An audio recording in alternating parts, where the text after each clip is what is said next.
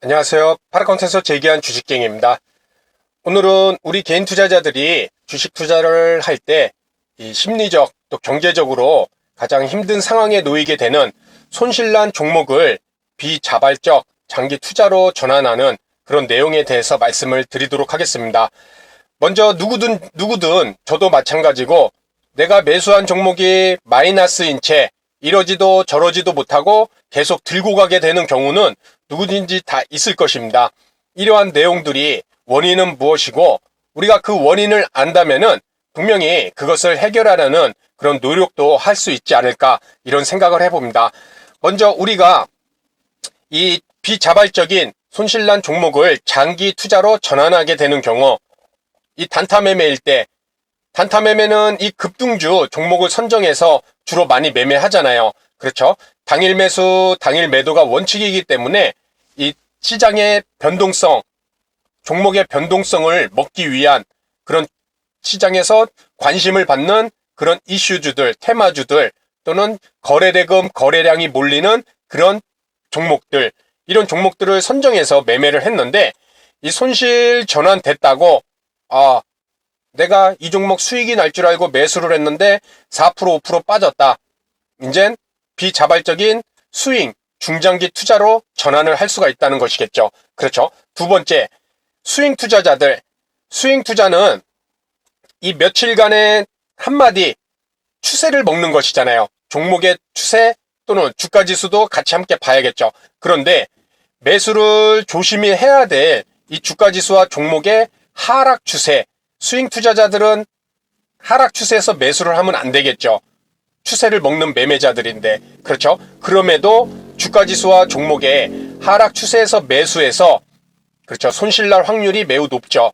손실 중으로 홀딩하고 비자발적인 중장기 투자로 전환할 것인가.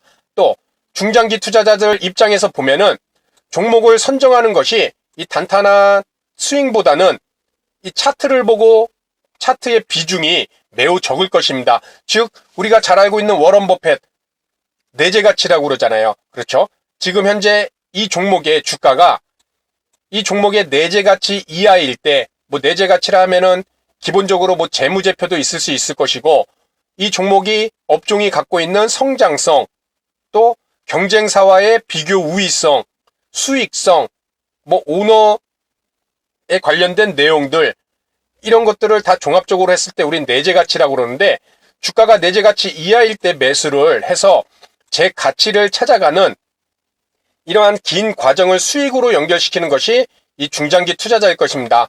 그런데 급등한 종목들, 뭐 시장의 주도주도 해당이 될 수 있겠죠. 이런 급등한 종목이 떨어질 때 단순히 고점 대비 싸다고 매수해서 그 이후 손실난 종목을 계속 들고 가는 그런 모습도 나올 수가 있다는 것이겠죠. 자, 지금 세 가지 단타, 스윙, 중장기 투자를 경우를 예시를 들어갔고, 이렇게 우리가 비자발적인 손실난 종목을 장기 투자하게 되는 그런 내용에 대해서 말씀을 드렸는데, 방금 말씀드린 이 세 가지 내용에는 공통적인 특징이 있죠.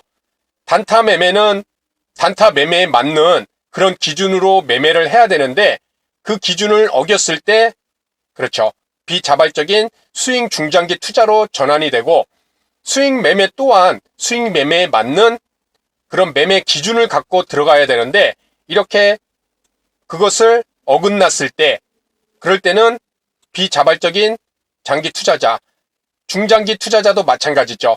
종목을 선정했을 때는 분명히 이런 기준이 중요할 텐데, 그것을 어기고 이런 단순히 고점 대비 싸다고 생각해서 매수했을 때는 우리 모두 이 세 가지 경우 각각의 매매 형태에 따라서 맞는 매매 기준을 어긋났을 때, 그랬을 때 우리는 비자발적인 장기 투자로 전환을 하게 됩니다. 그렇다면은 우리가 비자발적인 장기 투자에 대한 원인을 한번 살펴봤는데, 그것이 왜 어떤 원인이 그렇게 되는지, 그리고 그것을 이해를 한다면 해결 방안, 극복 방안도 알 수 있을 것입니다. 먼저 종목을 매수 전 첫 단계에 결정해야 되는 중요 사항이 있습니다. 나는 지금 매수하려는 종목을 어떤 투자 형태로 매수를 하려고 하는가? 투자 형태라 함은 단타냐, 스윙이냐 중장기 투자냐 이런 것을 매수 전에 이미 머릿속에 갖고 들어간다면은 달라질 수가 있다는 것이겠죠. 왜? 단타냐 스윙이냐 중장기 투자 이 결정에 따라서 많은 것들이 달라질 수가 있다는 것입니다. 그 달라지는 것들이 내용을 보면은 첫 번째, 주가지수의 상승과 하락을 바라보는 관점이 다르다. 야, 무슨 말이냐? 주가지수가 오르면 상승이고 내리면 하락. 떨어지지 않으면 횡보, 보합이지. 바라보는 관점이 뭐가 다르냐? 자, 내가 특정 종목을 매수하려고 했을 때 단타, 스윙, 중장기냐? 우리 아까 요 아래 내용에서 봤죠. 이것을 미리 생각을 갖고 이제 종목을 접근해야 물리지 않는 방안을 우리가 가질 수 있다고 말씀을 드렸습니다. 왜? 이 내용들이 앞으로 말씀드릴 내용들이 단타, 스윙, 중장기 투자냐에 따라서 다르기 때문입니다. 단타 입장에서 주가지수의 상승과 하락을 바라보는 관점은 어떨까요? 주가지수를 볼 때 가장 자유로운 매매 방법이잖아요. 이 단타 매매. 그렇죠? 추세가 아무리 역추세, 역방향을 갖고 있더라도 단기 반등하는 그렇죠? 이런 구간에서 단타 매매는 언제든지 당일 매수, 당일 매도가 원칙이기 때문에 이날 매수해서 이날 매도하면은 그것으로 끝일 것입니다. 그래서 주가지수로부터 가장 자유로운 단타 매매. 그렇죠? 그리고 스윙 매매는 아까 얘기했듯이 추세가 중요하죠. 이런 한마디 추세. 그렇죠? 그렇기 때문에 스윙 투자는 또 예민합니다. 왜? 이런 구간에서 스윙 투자는 매우 위험하죠. 그렇죠? 며칠 동안 종목을 보유하는데 지수나 종목이 이렇게 며칠 동안 역배열을 이제 시작하는 경우, 중요 이평선을 이탈했던 경우, 이런 경우에 내가 스윙 투자를 하고 들어갈 거야. 그렇죠? 위험할 수가 있다는 것이겠죠.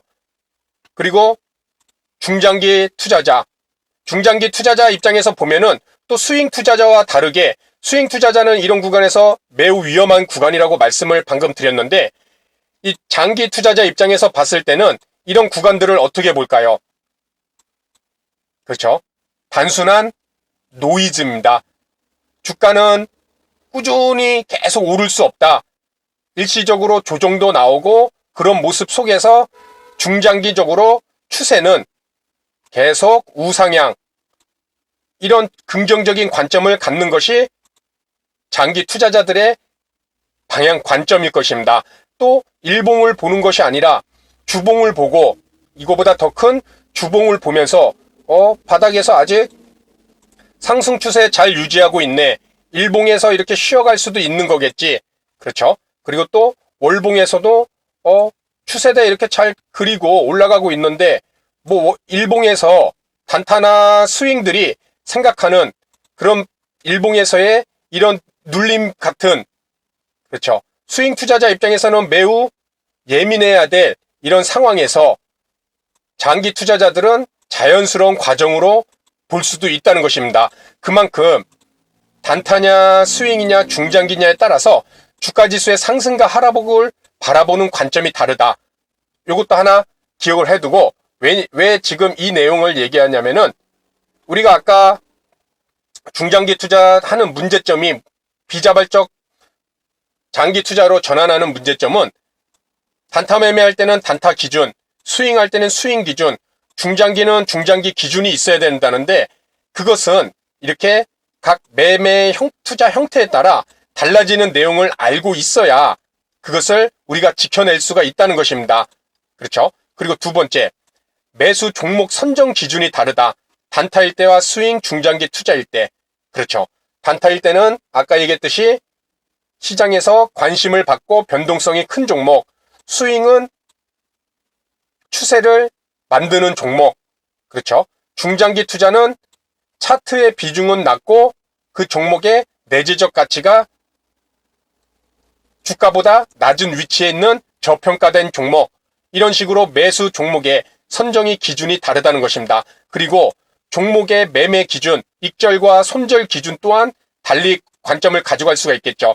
단타 매매는 당연히 당일 매수, 당일 청산이 원칙이기 때문에 당일 매수했을 때 이미 들어가기 전에 나는 이익 실현인 익절을 어디서 할 것인가, 어떻게 할 것인가, 절반 매도로 할 것인가, 또는 손절은 어디 하단 라인을 잡을 것인가, 또는 내가 매수가에서 몇 퍼센트 이하로 떨어지면 잡을 것인가, 미리 잡고 들어가야겠죠.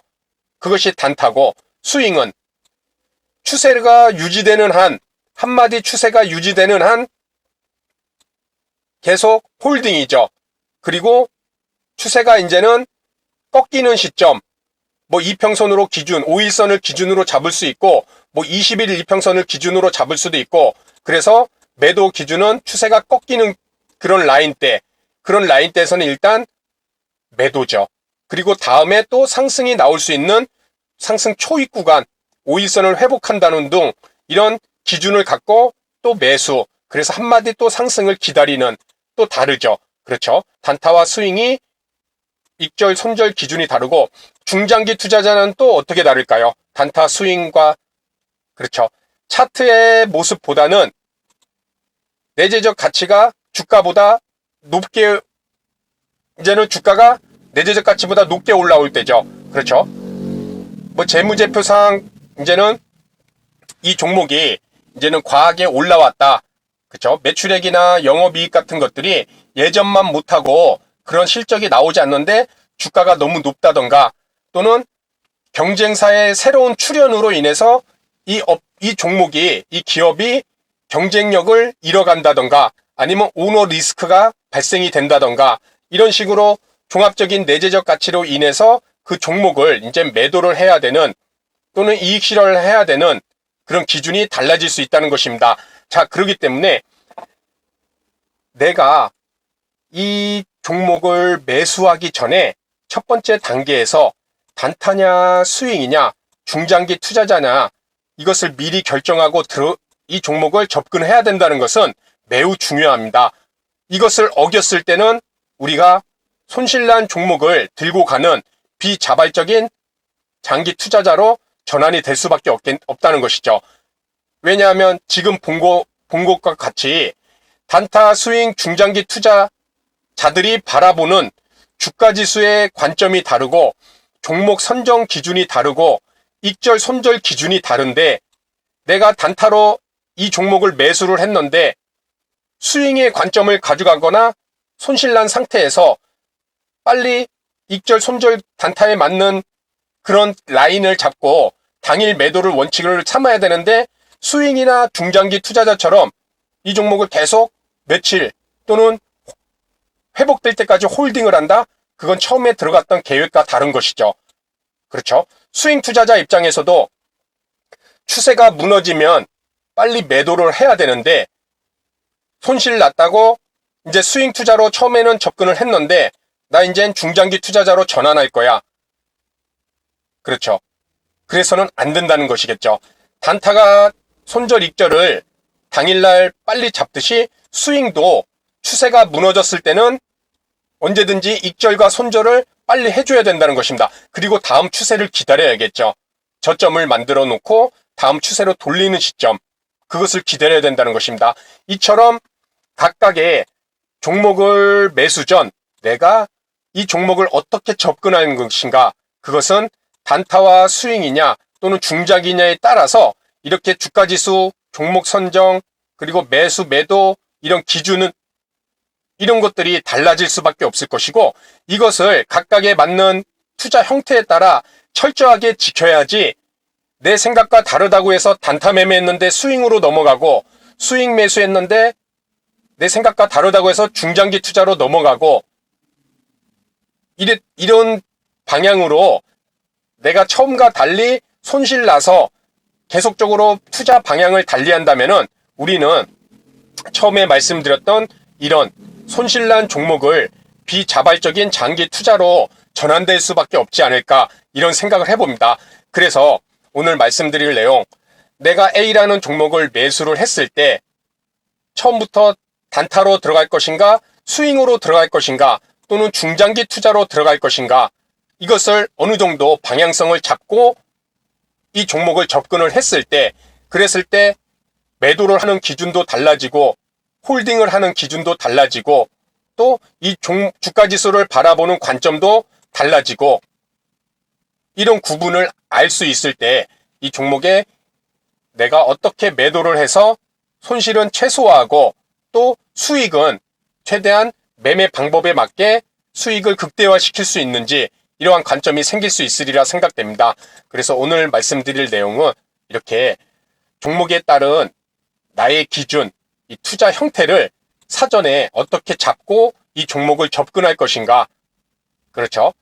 거기에 대해서 한 번쯤 스스로 생각해보는 시간을 가져보시고 이것을 철저하게 지킨다면은 손실난 종목, 비자발적인 장기 투자로 전환되는 이런 심리적, 경제적 어려움을 어느 정도는 방어할 수 있는 그런 관점이 또 하나 생기지 않을까 이런 생각을 해봅니다. 그래서 오늘 내용은 여기서 마치도록 하고요.